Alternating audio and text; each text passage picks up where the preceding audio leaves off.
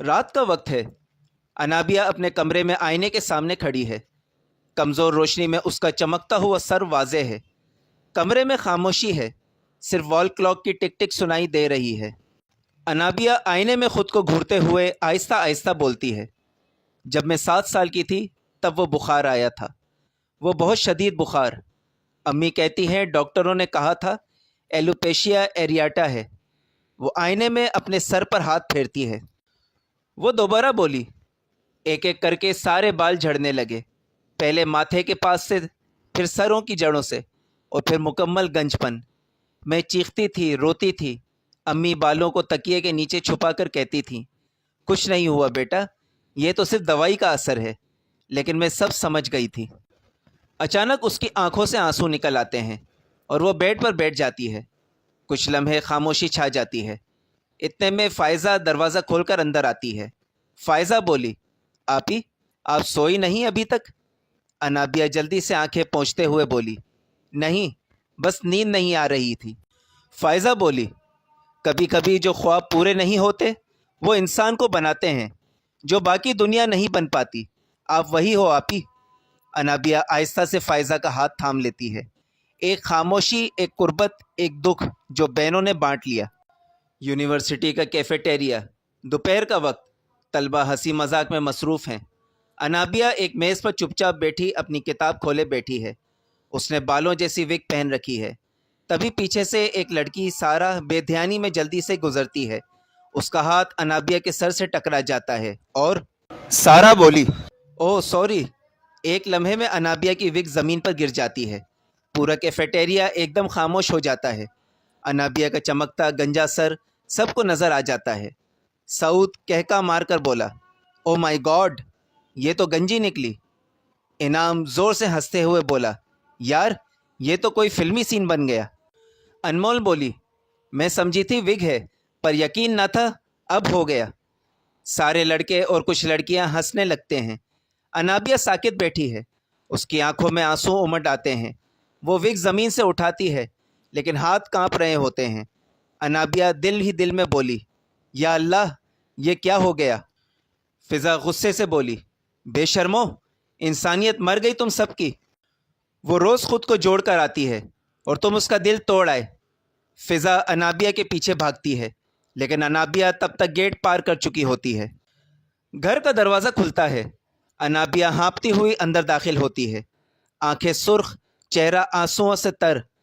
جویریہ اس کی ماں جلدی سے اس کے پاس آتی ہے۔ جویریہ بولی، ارے انابیہ، کیا ہوا؟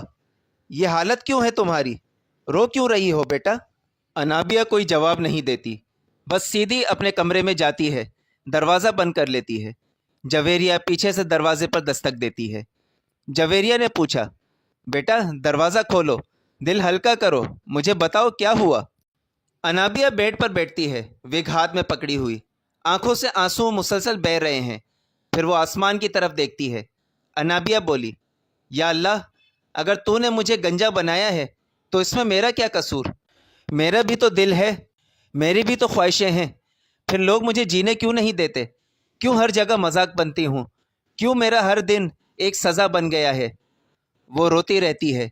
جویریہ باہر دروازے سے لگ کر بیٹھ جاتی ہے، آنکھوں میں فکر اور بے بسی۔ شام 7 بجے کا وقت ہے۔ انابیہ کے گھر کے دروازے پر دستک ہوتی ہے۔ جویریہ دروازہ کھولتی ہے۔ سامنے فضا اور احتشام کھڑے ہیں، ہاتھ میں چھوٹا سا گفٹ بیگ اور چاکلیٹس کا ڈبہ ہے۔ جویریہ نے مسکرا کر کہا، ارے بیٹا، آپ لوگ خیریت ہے؟ فضا نے نرمی سے جواب دیا، جی آنٹی، انابیہ سے ملنے آئے ہیں، ہم اسے تھوڑا باہر لے جانا چاہتے ہیں، اس کا دل بہت اداس ہے۔ احتشام نے مؤدبانہ انداز میں کہا، ہم زیادہ دیر نہیں لگائیں گے آنٹی، صرف تھوڑی دیر کی بات ہے۔ جویریہ نے کچھ لمحے سوچا، پھر کہا، ٹھیک ہے، مگر احتیاط سے لے جانا، انابیہ نے کل سے کچھ کھایا نہیں ہے۔ فضا نے جلدی سے کہا، پریشان نہ ہو آنٹی، ہم اسے اس کا پسندیدہ پیزا کھلانے لے جا رہے ہیں۔ کمرے کے دروازے پر دستک ہوتی ہے۔ جویریہ نے پیار سے پکارا، انابیہ بیٹا، فضا اور احتشام تم سے ملنے آئے ہیں، تیار ہو جاؤ، تمہیں باہر لے جانا چاہتے ہیں۔ کچھ لمحوں بعد دروازہ کھلتا ہے۔ انابیہ کا چہرہ تھکا ہوا ہے، آنکھیں اب بھی اداس لیکن حجاب سے گنجا سر اچھی طرح ڈھکا ہوا ہے۔ انابیہ نے دھیمی آواز میں کہا، السلام علیکم۔ فضا نے جوش میں جواب دیا، وعلیکم السلام میری دوست، چلو باہر چلتے ہیں، تھوڑی ہوا کھاؤ اور فریش ہو جاؤ۔ احتشام نے مسکرا کر کہا، اور ہاں، ہم تمہارے پسند کا پیزا کھانے جا رہے ہیں، ویسا ہی جیسے تم ہر امتحان کے بعد کھاتی تھی۔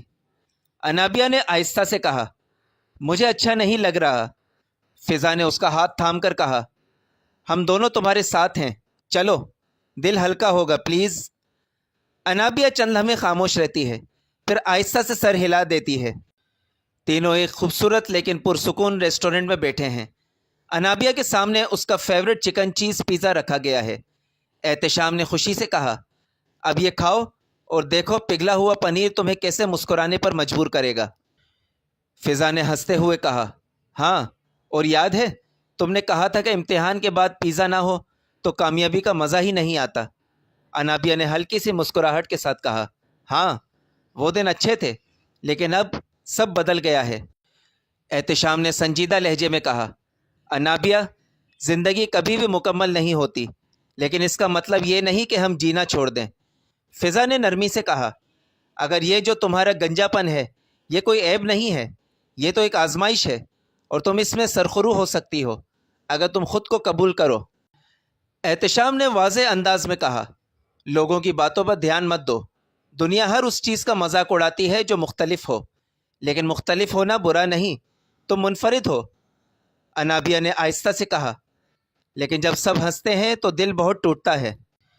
فضا نے اس کا ہاتھ تھپ تھپاتے ہوئے کہا، تمہارے دل کو سہارا دینے ہم یہاں ہیں، تمہارے دوست، تمہارا خاندان، تمہاری سب سے بڑی طاقت، تمہارے اخلاق، تمہاری عقل اور تمہاری تعلیم ہے۔ احتشام نے فخر سے کہا، یونیورسٹی میں تم سب سے آگے ہو، لوگ تمہیں تمہارے ذہن، تمہاری قابلیت سے جانیں گے، نہ کہ ظاہری شکل سے۔ انابیہ نے آہستہ سے مسکرا کر کہا، پتہ نہیں کیوں آج تم دونوں کی باتیں سن کر دل ہلکا ہو گیا ہے، جیسے اندھیرے میں روشنی سی چمک گئی ہو۔ فضا نے ہنستے ہوئے کہا، تو پھر آج کی شام کا مقصد پورا ہوا، اب چلو یہ پیزا ختم کرو، پھر آئس کریم بھی کھائیں گے۔ گاڑی انابیہ کے گھر کے سامنے رکتی ہے۔ دروازے کے باہر ہلکی سی بتی جل رہی ہے۔ انابیہ نے دروازہ کھولنے سے پہلے مڑ کر دونوں کو دیکھا۔ اس کی آنکھوں میں اب اداسی نہیں بلکہ سکون تھا۔ تم دونوں کا دل سے شکریہ، اگر تم دونوں نہ آتے تو شاید میں اسی اندھیرے میں گم رہتی۔ فضا نے نرمی سے جواب دیا، دوستی کا فرض نبھایا ہے بس۔ احتشام نے کہا، تمہیں ہنستا دیکھنا ہی ہمارا انعام ہے۔ انابیہ نے مسکرا کر کہا، فضا، احتشام، تم دونوں کا دل سے شکریہ۔ انابیہ نے خوشی سے کہا، میں وعدہ کرتی ہوں اب اداس نہیں رہوں گی، خود کو اور اپنی زندگی کو پھر سے اپناؤں گی۔ وہ تینوں ایک دوسرے کو سلام کہتے ہیں۔ انابیہ مسکراتے ہوئے گھر کے اندر چلی جاتی ہے۔ یونیورسٹی کے دن خوشگوار چل رہے ہیں۔ انابیہ اب اعتماد سے کلاسز لیتی ہے۔ اس کے چہرے پر مسکراہٹ ہوتی ہے۔ اکثر لیکچررز بھی اس کی تعریف کرتے ہیں۔ وہ مضمون میں سب سے آگے ہوتی ہے۔ کینٹین، کلاس روم، لائبریری، ہر جگہ اس کا نام عزت سے لیا جاتا ہے۔ لیکن کامیابی ہمیشہ دشمن بھی پیدا کرتی ہے۔ کینٹین کے کونے میں ایک میز پر انمول اور فرحان بیٹھے ہیں۔ دونوں کے چہرے پر ناراضی اور حسد نمایاں ہے۔ سامنے انابیہ کتاب کھولے بیٹھی دور سے نظر آ رہی ہے۔ انمول نے غصے سے کہا، یہ گنجی آخر خود کو سمجھتی کیا ہے؟ ہر جگہ نمبر 1 بننا چاہتی ہے۔ فرحان نے حقارت سے کہا، مجھے تو سب سے زیادہ چڑ تب ہوتی ہے جب یہ کلاس میں اونچی آواز میں بات کرتی ہے، جیسے سب کچھ اسے ہی آتا ہو۔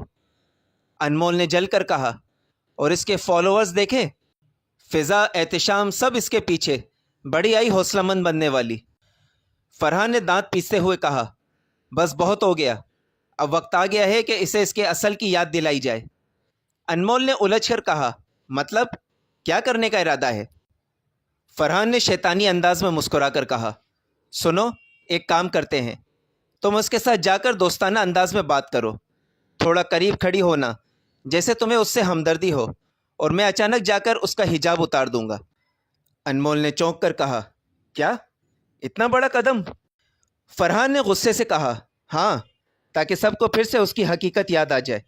دیکھنا، جب پورے کیفے میں اس کا گنجا سر نظر آئے گا، سب پھر ہنسیں گے، وہ دوبارہ کبھی سر اٹھا کے یونیورسٹی نہیں آ سکے گی۔ انمول کچھ لمحے سوچتی ہے، پھر دل میں نفرت سے بھر کر حامی بھر لیتی ہے۔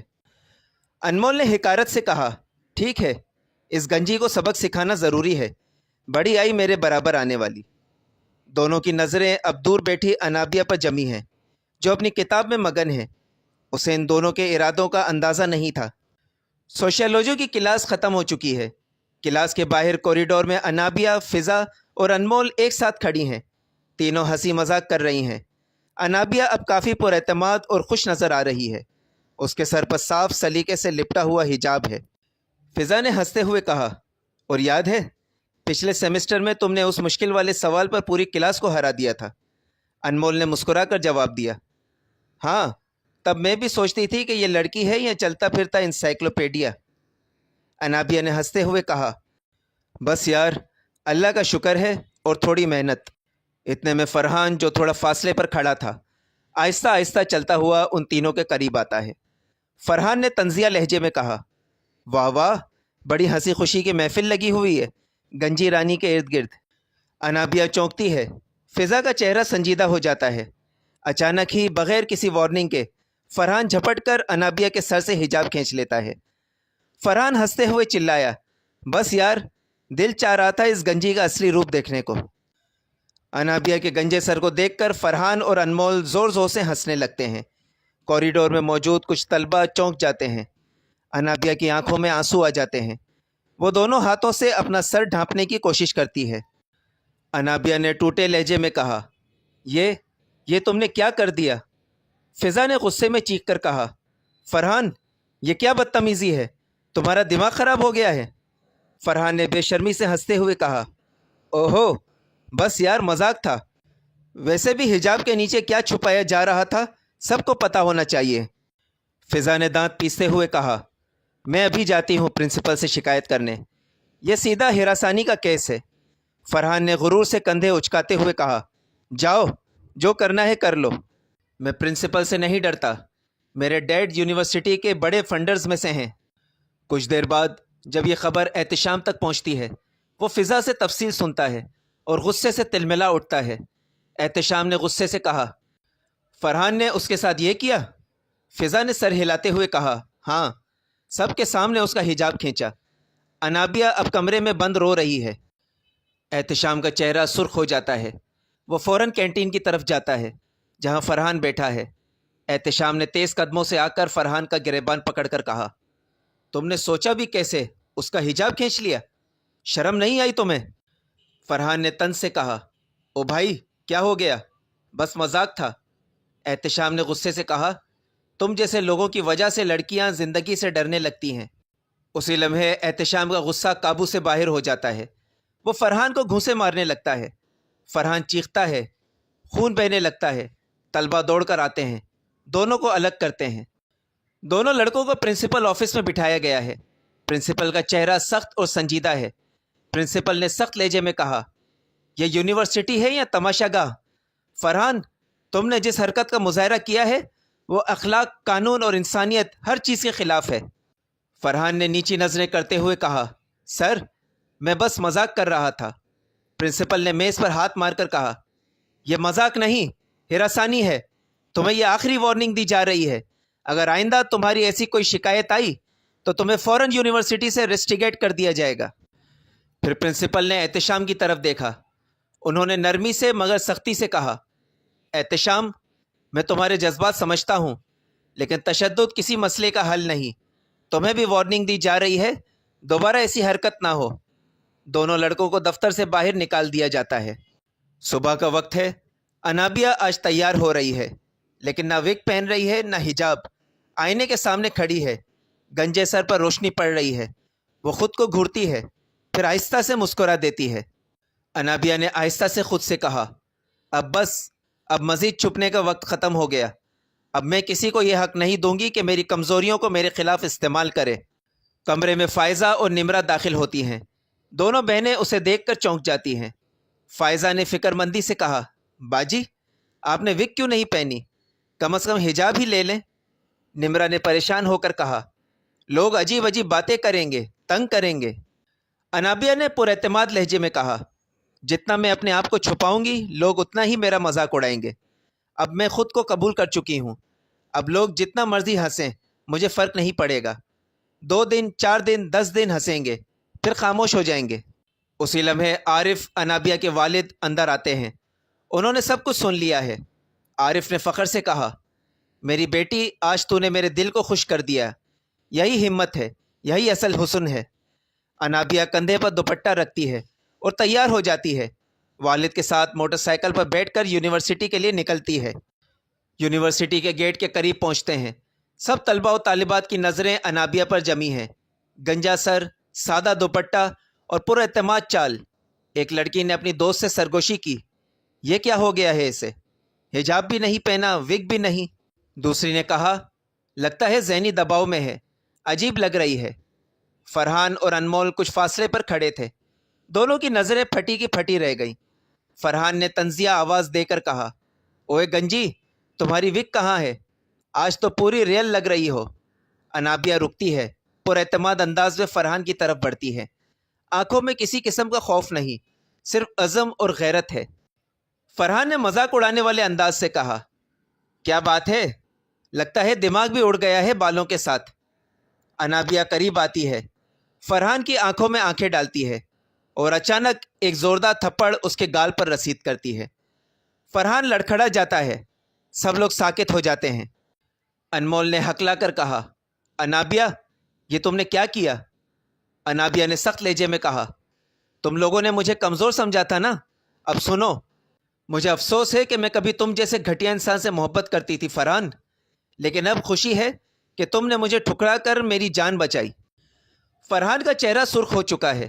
وہ کچھ کہنے کی کوشش کرتا ہے مگر زبان نہیں چلتی۔ ارد گرد طلبہ ہکا بکا ہیں، کسی کی ہنسی نہیں نکلتی، سب خاموشی سے اسے دیکھ رہے ہیں۔ انابیہ نے 2 قدم پیچھے ہٹ کر کہا، اب میں وہ انابیہ نہیں ہوں جو تمہارے لفظوں سے ڈرتی تھی۔ اب میں خود کو قبول کر چکی ہوں اور یہی میری سب سے بڑی طاقت ہے۔ انابیہ پلٹتی ہے اور پر اعتماد قدموں سے کلاس کی طرف بڑھ جاتی ہے۔ اب کوئی سرگوشی نہیں ہوتی، کوئی ہنسی نہیں آتی، صرف خاموشی رہ جاتی ہے۔ چند دن گزر چکے ہیں۔ انابیہ اب روزانہ یونیورسٹی آتی ہے، بغیر وگ، بغیر حجاب۔ گنجا سر اس کے کردار سے زیادہ نمایاں نہیں رہا۔ لوگ اب اس کی طرف عجیب نظروں سے دیکھنے کے بجائے اسے ایک عام انسان کی طرح لینے لگے ہیں۔ کچھ طالبات اس کی بہادری کی مثالیں دیتی ہیں۔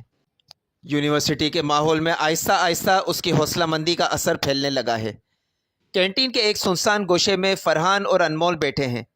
دونوں کے چہرے پر غصہ اور جلن ہے۔ انمول نے دانت پیستے ہوئے کہا، تمہیں شرم نہیں آئی؟ سب کے سامنے تھپڑ کھا لیا اور کچھ کیا بھی نہیں۔ فرحان نے غصے سے مٹھی بھینچتے ہوئے کہا، مجھے تو خود پر غصہ آ رہا ہے۔ میں نے اسی وقت کچھ نہیں کیا، اس گنجی نے میری عزت خاک میں ملا دی۔ انمول نے طنزیہ انداز میں کہا، اب تو سب اسے ہیروئن سمجھنے لگے ہیں اور تم پہ سب چپ چاپ ہنس رہے ہیں۔ فرحان کا چہرہ لال ہو جاتا ہے۔ وہ غصے میں کرسی پر زور سے ہاتھ مارتا ہے۔ فرحان نے غرور سے کہا، اب دیکھنا، اس نے مجھے تھپڑ مارا نا، اب میں ایسا وار کروں گا کہ وہ کبھی نہ اٹھ سکے گی۔ انمول نے حیران ہو کر کہا، کیا کرو گے؟ فرحان نے دھیمی مگر زہریلی آواز میں کہا، سبق سکھاؤں گا اسے، ایسا سبق کہ اس کا سارا حوصلہ، ساری ہمت، سارا اعتماد زمین بوس ہو جائے گا۔ اور یہ کام میں اکیلا نہیں کروں گا، اب کی بار پلان مکمل ہوگا اور انجام اس سے بھی بدتر۔